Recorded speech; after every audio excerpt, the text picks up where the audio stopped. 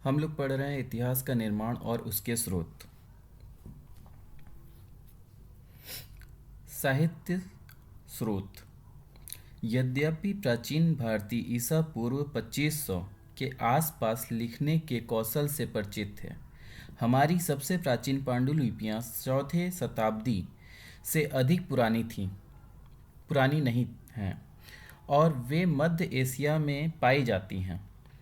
भारत में वे भोजपत्रों और ताड़पत्रों पर लिखे गए थे, लेकिन मध्य एशियाई में जहाँ भारत के प्राकृत भाषा पहुँच चुकी थी, पांडुलिपियाँ भेड़ के चमड़े और लकड़ियों के पट्टों पर भी लिखी गई थीं। इन लेखों को अभिलेख कहा जाता है, लेकिन वे पांडुलिपियों के सामने जब प्रिंटिंग का ज्ञान नहीं था तो पांडुलिपियाँ बहुत मूल्यवान थीं। हालांकि पुरानी संस्कृति की पांडुलिपियाँ भारत भर में मिलती हैं, ये ज़्यादातर दक्षिण भारत, कश्मीर और नेपाल से संबंधित हैं। वर्तमान में सभी अभिलेख संग्रहालयों में संरक्षित हैं और पांडुलिपियाँ पुस्तकालयों में भी रखी गई हैं। ज़्यादातर प्राचीन पुस्तकों में धार्मिक विषय शामिल है। हिंदू धार्मिक साहित्य में वेद, रामायण और महाभारत, पुराण जैसे ग्रंथ शामिल हैं।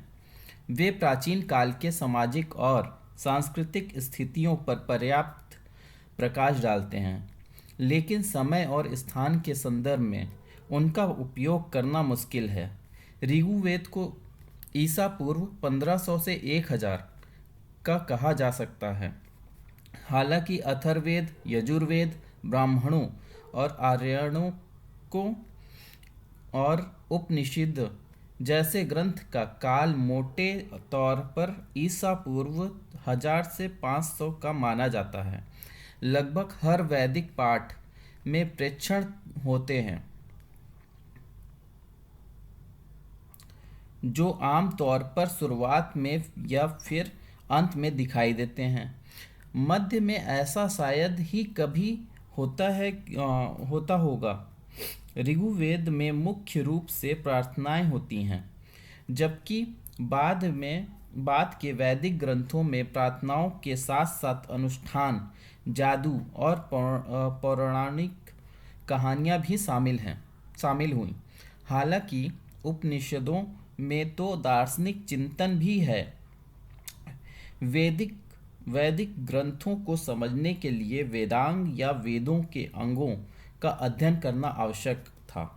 ये वेदांग हैं: ध्वनिशास्त्र, शिक्षा, अनुष्ठान, कल्प, व्याकरण, व्युत्पत्ति, निरुक्त, छंद और खगोल शास्त्र, ज्योतिष। साथ ही इन सभी विषयों के इर्द गिर्द ढेर सारे साहित्य रचे गए। वे सब गद्य में उपदेशों के रूप में लिखे गए थे। किसी प्रतिबोध या प्रत्यक्ष ज्ञान की विषय को संक्षिप्तता के कारण सूत्र कहा जाता था। इस लेखन का सबसे प्रसिद्ध उदाहरण ईसा पूर्व 450 के आसपास पाणिनि द्वारा लिखा गया व्याकरण है। व्याकरण के नियमों का वर्णन करते हुए पाणिनि ने समाज, अर्थव्यवस्था और उस समय की संस्कृति पर अमूल्य प्रकाश डाला है। माना जाता है कि सन 400 के आसपास तक अनंत दोनों महाकाव्य और प्रमुख पुराण संकलित हो गए। महाकाव्यों में व्यास रचित महाभारत ज़्यादा पुरानी है और इसमें लगभग ईसा पूर्व 10वीं शताब्दी से ईसा की 4वीं शताब्दी तक के मामलों की स्थिति का वर्णन प्रतीत होता है। मूल रूप से जय काव्य अर्थात विजय की गाथा कहा गया था। इसमें 8800 श्लोक शामिल थे। बाद में श्लोकों की संख्या बढ़कर 24,000 हो गई और इससे भारत कहा जाने लगा, क्योंकि इसमें भारत की सबसे पुरानी वैदिक जनजातियों में से एक वंश भारत वंश की कहानियाँ शामिल की गई थीं।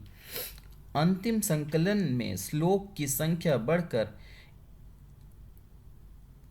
1 लाख हो गई और यह ग्रंथ महाभारत या सत्य सत्यहस्त्री संहिता नाम से विख्यात हुआ।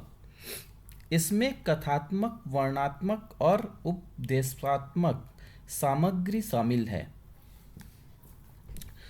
कौरव पांडव संघर्ष में संबंधित मुख्य कथा बाद के वैदिक काल से संबंधित हो सकती है। वर्णनात्मक वाला हिस्सा उत्तर वैदिक काल का हो सकता है और उपदेशपूर्ण अंशों का संबंध समानतः उत्तर मौर्य और गुप्त काल से है।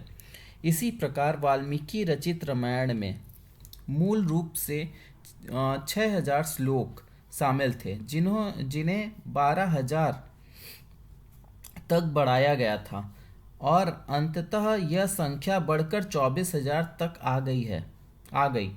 हालांकि यह महाभारत महाकाव्य की तुलना में अधिक सारगर्भित है। इसके बावजूद इसके उपदेशात्मक भाग हैं जिन्हें बाद में जोड़ा गया था।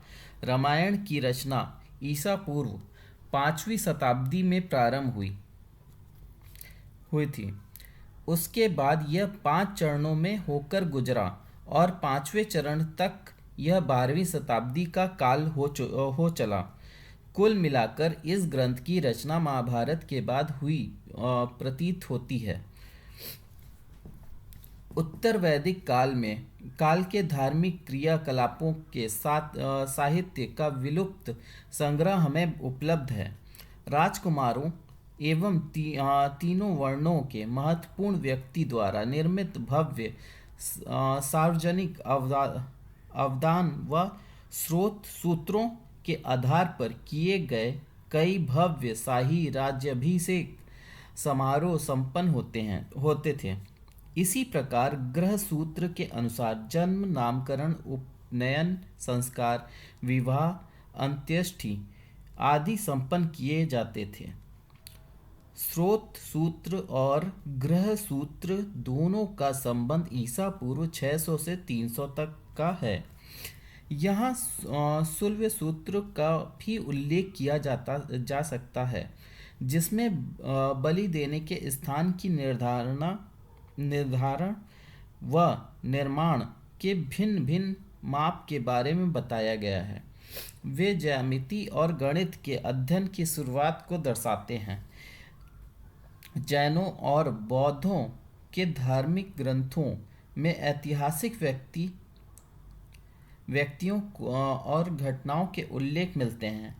प्राचीनतम बौद्ध ग्रंथ पाली भाषा में लिखे गए थे, जो मगध या दक्षिण बिहार में बोली जाती थी और जो मुख्यतः प्राकृत भाषा के ही एक रूप थी। अंततः इनका संकलन ईसा पूर्व 1ली शताब्दी में श्रीलंका में हुआ, लेकिन इसके धर्म विधान से संबद्ध हिस्सों से बुद्ध के समय में जो भारतीय शासन की स्थिति थी उसे रेखांकित किया गया है। ये हमें न केवल बुद्ध के जीवन के बारे में बताते हैं, बल्कि उनके समाकलन कुछ सही लोगों के बारे में भी बताते हैं, जो मगध, उत्तर बिहार और पूर्वी उत्तर प्रदेश पर शासन करते थे।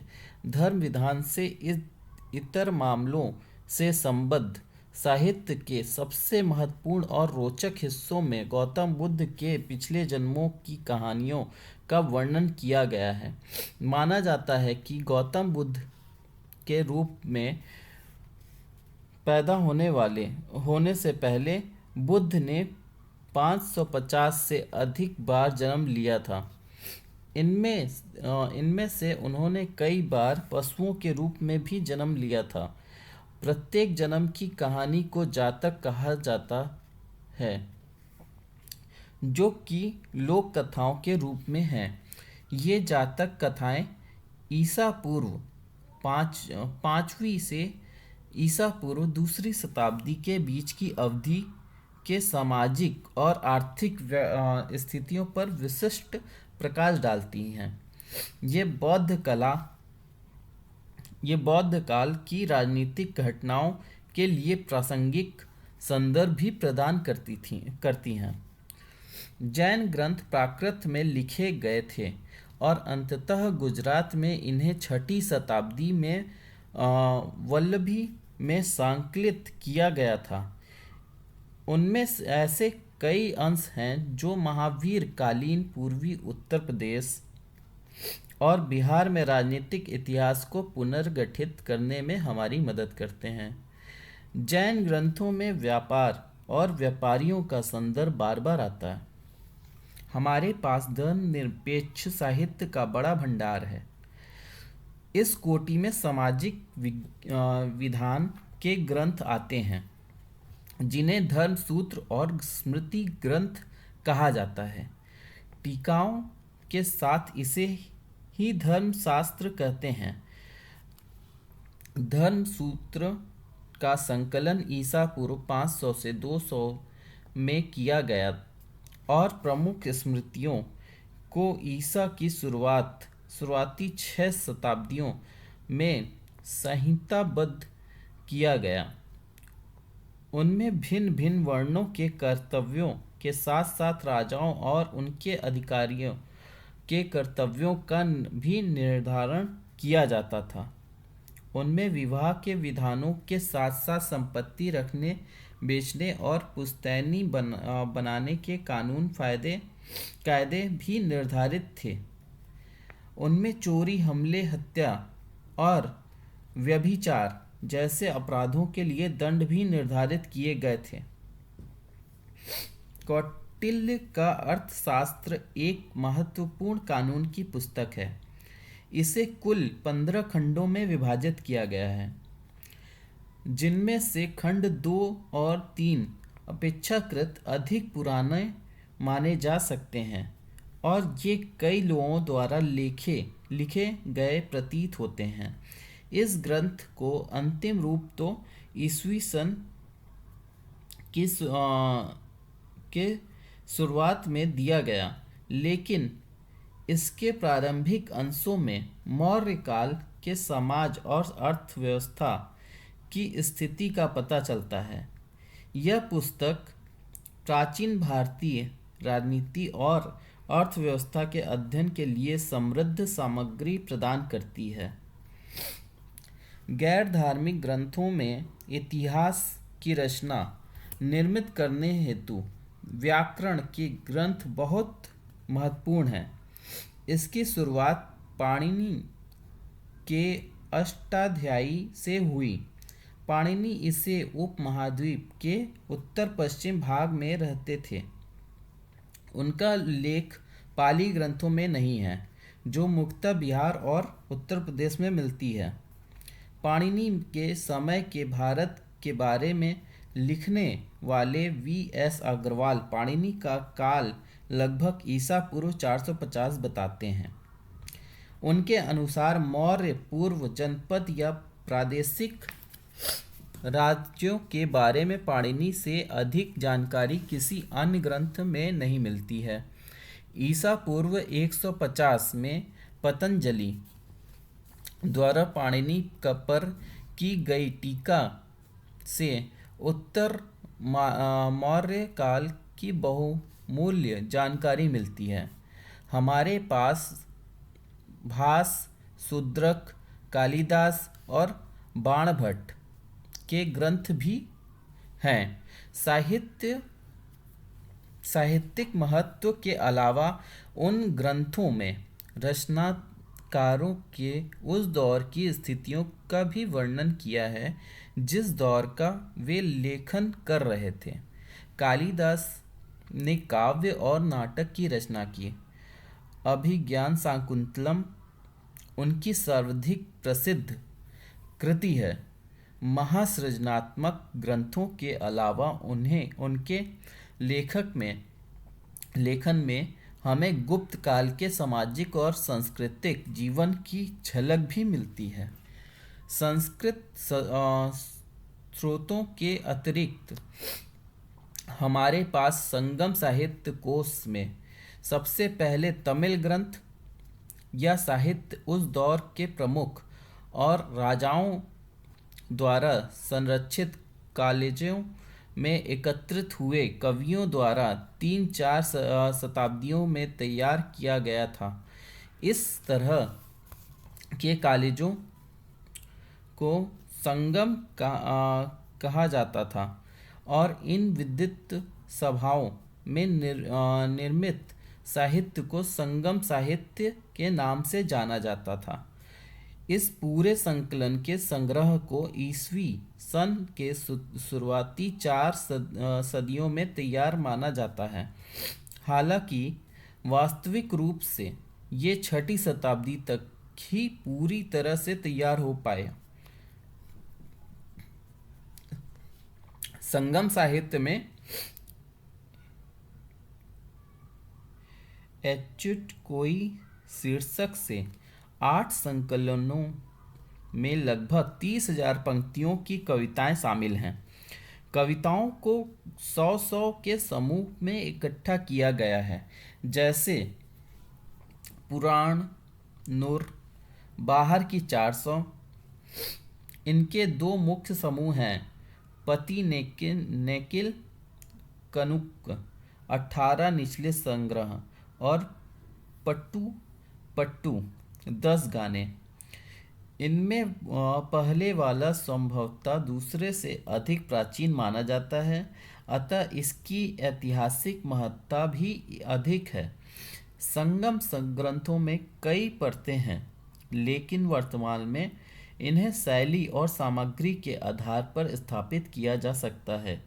जैसा कि बाद में दर्शाया है कि उन्होंने सामाजिक विकास विभिन्न चरणों के आधार पर ही समझा जा सकता है।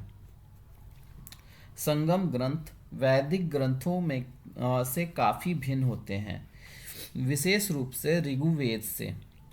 उन्हें धार्मिक साहित्य नहीं माना जाता। उन्हें विभिन्न नायक नायिकाओं की प्रशंसा में कई कविताओं द्वारा लिखी गई छोटी छोटी कविताएं होती थीं, जो संभवतः धर्मनिरपेक्ष होती थीं। वे बहुत प्राचीन गीत नहीं थे, लेकिन उच्च गुणवत्ता वाले साहित्य जरूर थे। कई कविताओं में योद्धा या प्रमुख या राजा के नाम पर उल्लेख है और उसके सैन्य कारनामों के बारे में विस्तार से वर्णन है। इनमें कवियों और योद्धाओं को दिए गए उपहारों की प्रशंसा की गई है। ये कविताओं दरबारों में पढ़ी भी गई है होंगी। इनकी तुलना होमरिक युग की कविताओं से की गई है, क्योंकि इन दोनों में योद्धाओं और युद्ध के युग का वर्णन मिलता है। ऐतिहासिक दृष्टिकोण से इन ग्रंथों का उपयोग उतना ही सहायक सिद्ध नहीं होता है। शायद कविता में उल्लेखित नाम, शीर्षक, राजवंश, प्रदेश, युद्ध और इस तरह के अन्य हिस्से आंशिक रूप से वास्तविक हो। संगम ग्रंथ में पाली और दूसरी शताब्दी के लेखन में दाताओं के रूप में वर्णित कुछ चेरा राजाओं के उल्लेख मिलते हैं।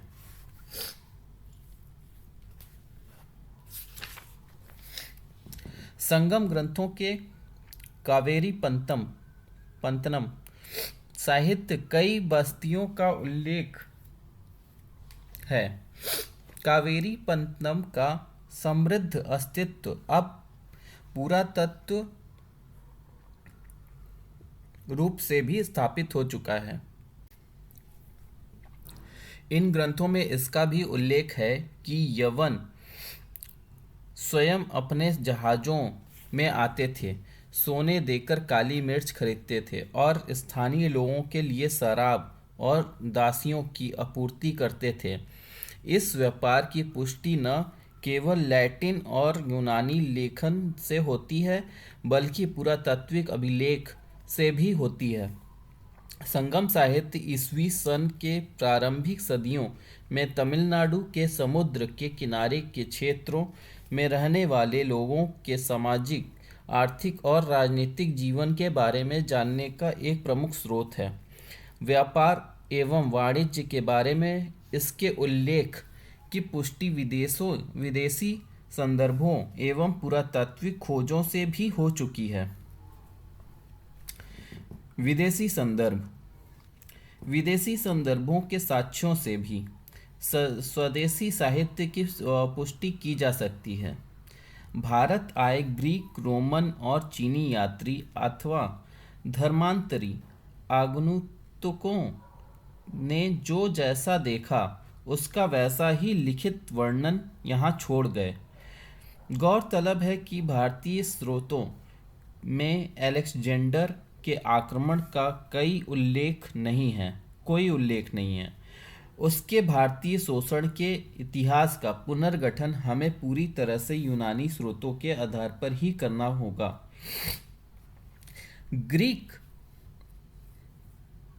ग्रीक लेखकों ने संद्रकोतस का उल्लेख किया है, जो ईसा पूर्व 326 में भारत पर आक्रमण करने वाले अलेक्जेंडर के समकालीन थे। राजकुमार संद्रकोतस का समय ईसा पूर्व 322 में निर्धारित हुआ है। उनकी पहचान चंद्रगुप्त मौर्य के साथ की जाती है। प्राचीन भारत के कालक्रम निर्धारण में यह पहचान मुख्य आधार का काम करती है। चंद्रगुप्त मौर्य की अदालत में आए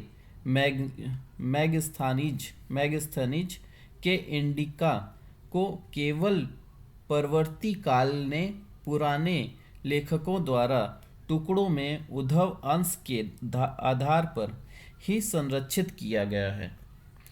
इन अंशों का एक साथ पाठ करने पर केवल मौर्य प्रशासन की प्रणाली के बारे में बल्कि मौर्य काल के सामाजिक वर्गों और आर्थिक गतिविधियों के बारे में भी महत्वपूर्ण जानकारी मिलती है।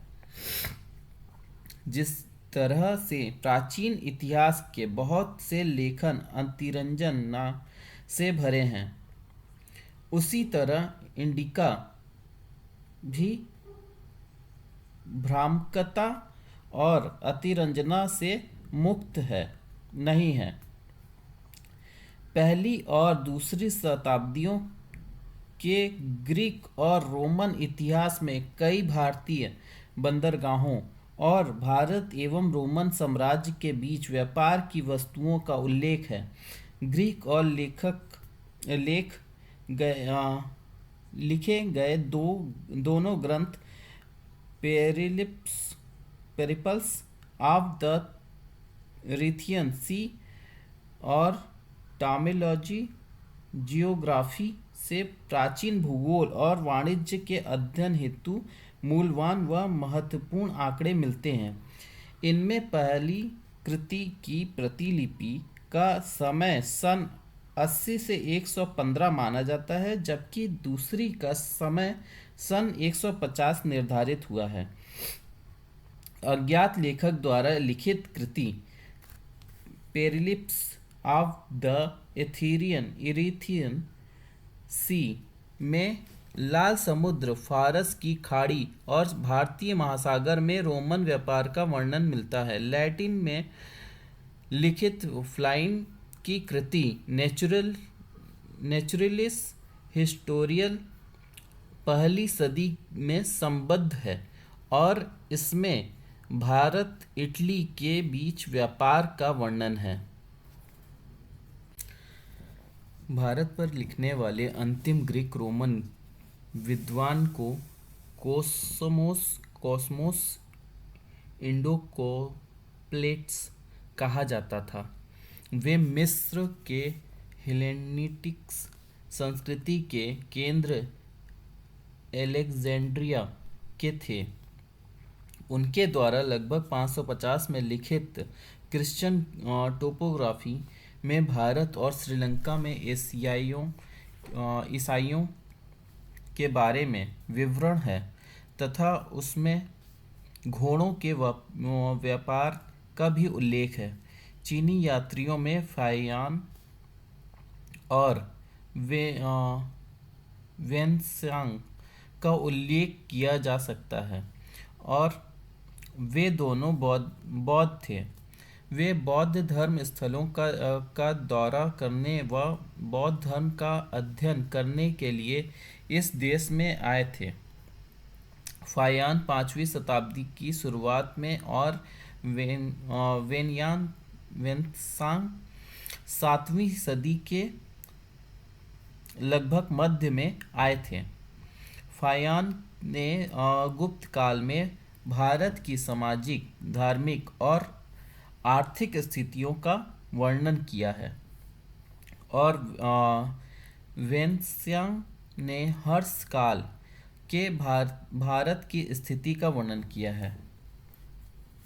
ग्राम चित्र उत्सवों, त्योहारों और पूजाओं के दौरान हुए सामुदायिक क्रियाकलापों के अवशेष प्राचीन समय के कबीलाई समाज के समानतावादी चरित्र को दर्शाते हैं। कबीले और जाति के प्रति वफादारी अभी तक बरकरार है। अनुष्ठानों के प्रचलन से हमें प्राचीन सामुदायिक जीवन, परिवार एवं विवाह स्थान की जानकारी मिलती है। उच्च जाति के लोग गाय को नहीं दूते, हल भी नहीं चलाते। शारीरिक श्रम के प्रति उनकी अवमानना अस्पृश्यता को बढ़ावा देती है। असमानता की यह अवधारणा केवल जातियों तक ही सीमित नहीं है, यह स्त्री पुरुष के पारस्परिक संबंध को भी रेखांकित करती है। सन 1930 तक बिहार के ग्रामीण इलाकों में सती प्रथा प्रचलित थी। इस प्रकार सार्वभौमिक मताधिकार के बावजूद समाज में व्याप्त भेदभाव प्राचीन भारतीय समाज के प्रकृति को रेखांकित करता है। ग्रामीण रीति रिवाजों और जाति के पूर्वाग्रहों द्वारा हमारे प्राचीन राजनीति और समाज पर शासन करने वाले कई धर्मशास्त्री नियमों को स्पष्ट किया गया है। प्राकृतिक विज्ञान प्राचीन भारत की इतिहास निर्मिति के लिए सामाजिक विज्ञान की खोज का उपयोग करीब 30 साल पहले शुरू हुआ। हाल में प्रकृति विज्ञानों का उपयोग भी शुरू हुआ है। प्राचीन भारत के अध्ययन के लिए रसायन शास्त्र, भूविज्ञान और जीव विज्ञान से प्राप्त साक्ष्य प्रासंगिक हो गए हैं। इतिहास बोध प्राचीन भारतीयों में इतिहास बोध के अभाव का आरोप लगाया जाता रहा है। स्पष्ट है कि प्राचीन समय में उन्होंने न तो आज की तरह इतिहास लिखी, न ही यूनानियों की तरह इतिहास लिखा, किंतु पुराणों के में हमारे पास एक तरह का इतिहास है जिसकी संख्या 18 है। 18 एक परंपरागत शब्द था। हालांकि विश्वकोशीय सामग्री के रूप में पुराणों से गुप्त काल की शुरुआत शासन के वंशावली इतिहास की जानकारी तो मिलती है। उनमें घटना स्थलों और कभी-कभी घटनाओं के कारणों एवं प्रभावों का भी उल्लेख मिलता है। इन घटनाओं का जिक्र भविष्य काल में हालांकि वे घटनाएं बहुत पहले घट चुकी थीं। पुराणों के लेखक वैचारिक परिवर्तन से अनभिज्ञ नहीं थे। यही इतिहास का सार है। पुराण 4 युगों की बात करते हैं जिन्हें कृत, त्रेता, द्वापर और कली कहते हैं। प्रत्येक काल पिछले काल की तुलना से बदतर माना गया है और हमेशा युग परिवर्तन के बाद नैतिक मूल्यों और सामाजिक व्यवस्थाओं में अवमूल्यन को देखा गया है। इतिहास के महत्वपूर्ण समय और स्थान को प्रमुखता से रेखांकित किया गया है। कहा जाता है कि स्थान एवं काल के बदलते क्रम में धर्म अधर्म और अधर्म धर्म में बदल जाता है। प्राचीन भारत के कई युगों की शुरुआत हुई जिनमें जिनके अनुसार घटनाओं को दर्ज किया गया। ईसा पूर्व 57-58 में विक्रम संवत शुरू हुआ। सन 78 में शक संवत और सन 319 में गुप्त काल शुरू हुआ। इन अभिलेखों व रचनाओं में घटनाओं का उल्लेख समय और स्थान के संदर्भ में ही होता है। ईसा पूर्व तीसरी शताब्दी के अशोक के शिलालेखों से महत्वपूर्ण ऐतिहासिक ज्ञान प्राप्त होता है। अशोक ने 37 साल तक शासन किया। उनके शिलालेखों में 8वें से 27वें शासकीय वर्ष तक हुई घटनाओं को दर्ज किया गया है। अभी तक केवल 9 शासकीय वर्षों में संबंधित घटनाओं को ही खोजा जा सका है। भविष्य की खोज उसके शासनकाल के बाकी बचे हुए वर्षों में संबंधित घटनाओं पर प्रकाश डाल सकेगी। इसी तरह कलिंग के खारवेल ईसा पूर्व पहली सदी के जीवन काल में घटित बड़ी संख्या की घटनाएं हाथी गुफा शिलालेख में वर्षवार दर्ज की गई है। भारतीय लेखकों के जीवन परक लेखनों में महत्वपूर्ण ऐतिहासिक संदर्भ रहते हैं। 7वीं शताब्दी में बाणभट्ट द्वारा रचित हर्ष चरित्र इसका एक बेहतरीन उदाहरण है। इस अर्ध जीवन परक रचना के शानदार शैलीवाद के जीवनी लेखकों के द्वारा एक बड़ी चुनौती बन गई है। इसमें हर्षवर्धन के शुरुआती काल का वर्णन है, अतिशयोक्ति में ही सही, किंतु इसमें हर्ष के समय के दरबारी जीवन तथा सामाजिक एवं धार्मिक जीवन का उत्कृष्ट उदाहरण मौजूद है। बाद में कई अन्य चरित्र और जीवनियाँ लिखी गईं। संध्याकर नंदी रचित रामचरित 12वीं सदी में कैवर्त किसानों और पाल वंश के राजकुमार रामपाल के बीच हुए संघर्ष की कहानी का वर्णन किया है, जिसमें रामपाल की जीत हुई। बिल्हड़ के विक्रमाकद्वचरित में उनके संरक्षक कल्याण के चालुक्य राजा विक्रमादित्य 6 सन 1076 से 1127 की उपलब्धियों का बखान है। यहाँ तक कि 12वीं-13वीं शताब्दियों में गुजरात के कुछ व्यापारियों की जीवनी चरित्र भी लिखी गई थी। दक्षिण भारत में भी इसी तरह ऐतिहासिक कृतियों की रचना हुई होगी, किंतु अभी तक उधर से ऐसी कोई ही रचना प्राप्त ऐसी एक ही रचना प्राप्त हो सकी है। इसे मुसिका वंश कहते हैं, जो 11वीं शताब्दी में अतुल द्वारा लिखा गया।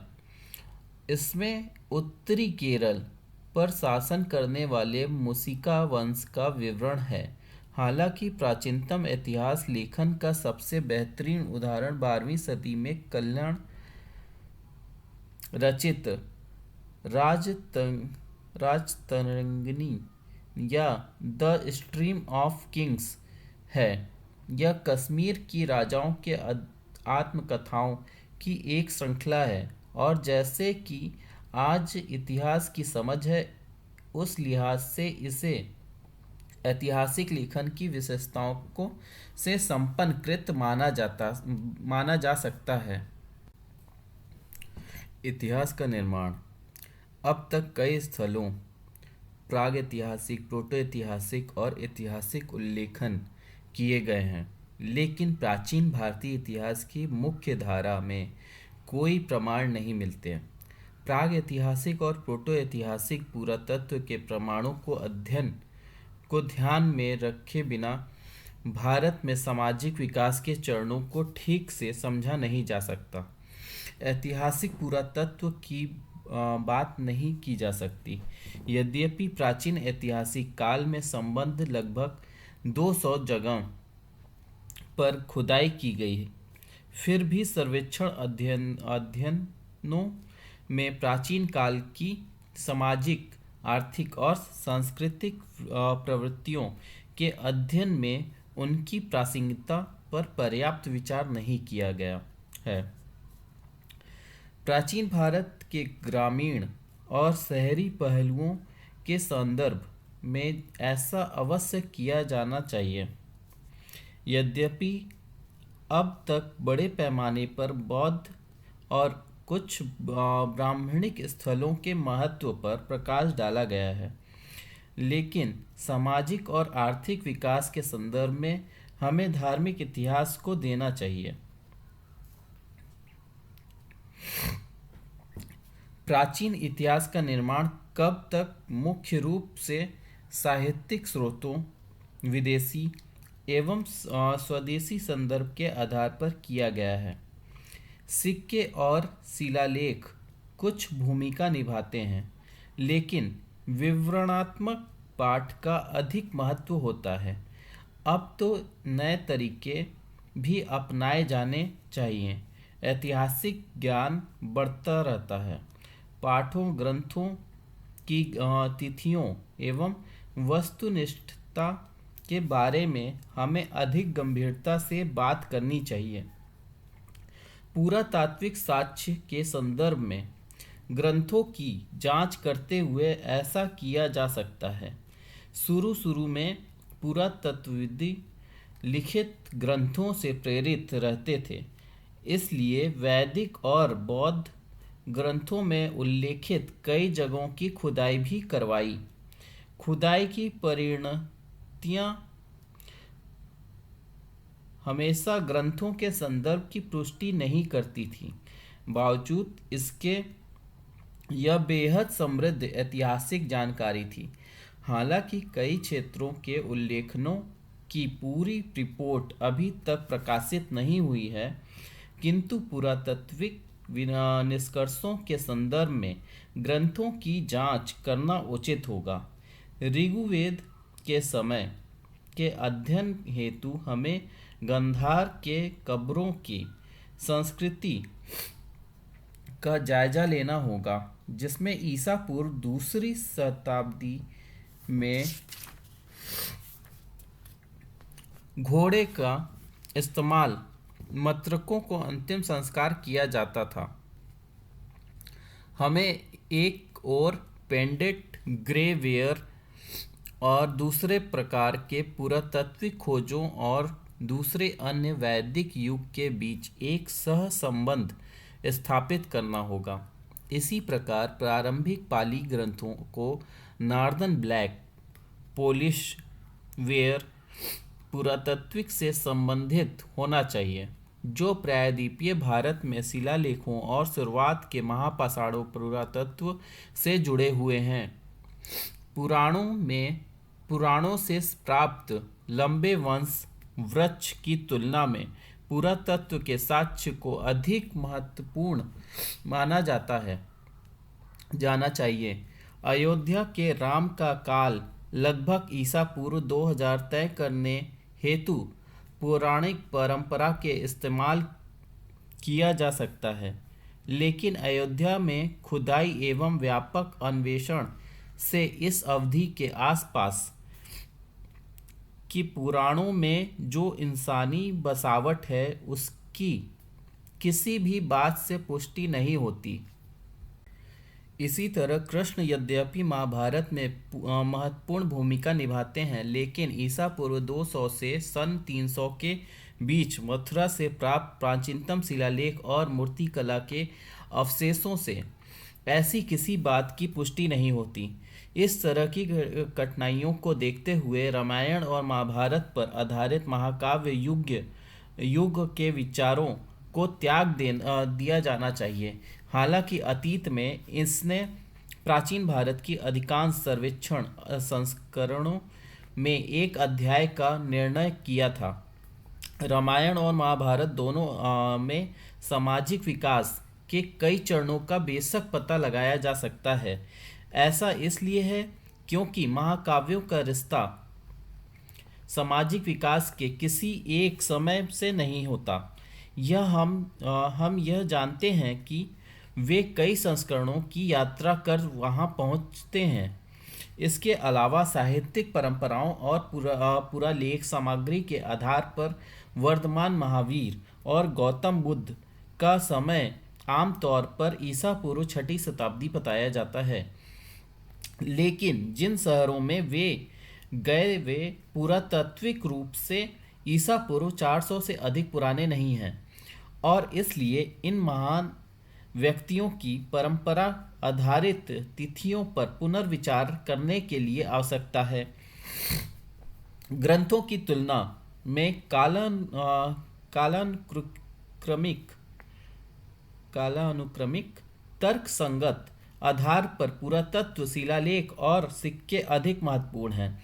हालांकि पाणिनि और पतंजलि के व्याकरण संबंधी कार्यों में लगभग निर्धारित तिथियां दर्ज हैं। ये मिथिकों और किंवदंतियों से अपेक्षाकृत मुक्त हैं। इसलिए ये सिक्कों, शिलालेखों और उत्खनन की तरह ही महत्वपूर्ण हैं। अब तक इस आधार पर कई शिलालेख खारिज किए जा चुके हैं कि इतिहास में उनकी अहमियत बहुत कम है। ऐतिहासिक मूल को राजनीतिक इतिहास के पुनर्निर्मित में आवश्यक जानकारी के रूप में लिया जाता है। हालांकि शाही शिलालेख में अतिशयोक्ति होती है। अशोक के शिलालेखों में लाखों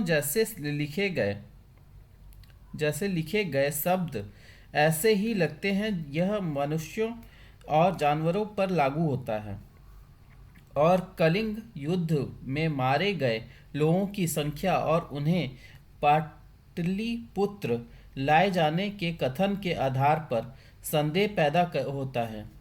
समुद्रगुप्त और राजा चंद्र के शिलालेख में भी अतिरंजना है। इन अतिशयोक्तियों के बावजूद पौराणिक परंपराओं की तुलना में शिलालेख निश्चित रूप से अधिक विश्वसनीय है। पुराणों का उपयोग हालांकि सातवाहनों की उत्पत्ति के पीछे ढकेलने के लिए किया जाता है। शिलालेखों में इसे ईसा पूर्व 1ली शताब्दी का बताया गया है। शिलालेख किसी राजा के शासनकाल, उसकी विजय और उसके विस्तार का संकेत देते हैं, लेकिन साथ ही साथ वे राजनीति, समाज, अर्थव्यवस्था और धर्म के विकास को भी उजागर करते हैं। इसलिए यह अध्ययन पुरातत्व के केवल राजनीतिक या धार्मिक इतिहास के लिए अभिलेखों का उपयोग नहीं करता है। पुरालेख में दर्ज भूमि अनुदान केवल वंश वृक्ष और उनकी जीत की सूचियां भी के लिए भी महत्वपूर्ण नहीं है, बल्कि उत्तर गुप्त काल के हुए नए राज्यों के उदय, सामाजिक और कृषि संरचना में परिवर्तन आदि के लिए भी महत्वपूर्ण है। इसी तरह सिक्कों के केवल भारतीय, यूनानी, सातवाहन और कुषाण के इतिहास के पुनर्निर्माण के लिए ही नहीं, बल्कि व्यापार और शहरी जीवन के इतिहास के लिए भी इस्तेमाल किया जाना चाहिए। सारांशतः ऐतिहासिक पुनर्निर्माण के लिए ग्रंथों, सिक्कों, शिलालेखों, पुरातत्व आदि से प्राप्त सामग्रियों का सावधानीपूर्वक संग्रह आवश्यक है। हमने देखा है कि यह स्रोतों के सापेक्ष महत्व की समस्या को बढ़ाता है। इस प्रकार महाकाव्यों और पुराणों में पाए जाने वाले पौराणिक कथाओं में सिक्कों, शिलालेख और पुरातत्व को अधिक महत्वपूर्ण माना जाता है। पौराणिक कथाओं मुख्य मानदंडों का समर्थन कर सकती हैं, सामाजिक प्रथाओं को मान्य कर सकती हैं और जातियों एवं अन्य सामाजिक समूहों की सुविधाओं असुविधाओं को उचित ठहरा सकती हैं, किंतु उनमें वर्णित घटनाओं को सच नहीं माना जा सकता। प्राचीन समय के अभी तक प्रचलित प्रथाओं में से भी हम प्राचीन काल को समझ सकते हैं। ग्रामीण जीवन और जनजीवन के अध्ययन से प्राप्त अंतर्दृष्टि प्राचीन इतिहास के निर्माण में मूल्यवान धरोहर की तरह है। कोई व्यवस्थित ऐतिहासिक पुनर्निर्मित अन्य प्राचीन समाजों में हुए विकास की अनदेखी नहीं कर सकता। तुलनात्मक दृष्टिकोण प्राचीन भारत में दुर्लभ या अनुक्षेपण के अवलोकन को दूर कर सकता है और उन प्रवृत्तियों को खोजकर बाहर ला सकता है जो प्राचीन भारत से दूसरे देशों के अतीत के समाजों के साथ मेल खाती हैं। हम दुनिया के अन्य भागों के लोगों के साथ भारतीय संबंधों के बारे में जानने के लिए मानव आनुवंशिक अनुसंधान के परिणामों का भी उल्लेख कर सकते हैं। आनुवंशिकता और पीढ़ीगत विरासतीय गुणों का वैज्ञानिक अध्ययन जातीय मिलन, जनसंख्या के फैलाव और संस्कृति के प्रसार को दर्शाता है। अब आइए हम लोग कालक्रम ईसा पूर्व पे प्रकाश डालते हैं। 3 AM सिंधु संस्कृति में लेखन का प्रवेश। 1500 से 1000 ऋग्वेद, 1000 से 500 यजुर्वेद, अथर्ववेद, ब्राह्मण, आरण्यक और उपनिषद। 600 से 300 स्रोत सूत्र और ग्रह सूत्र।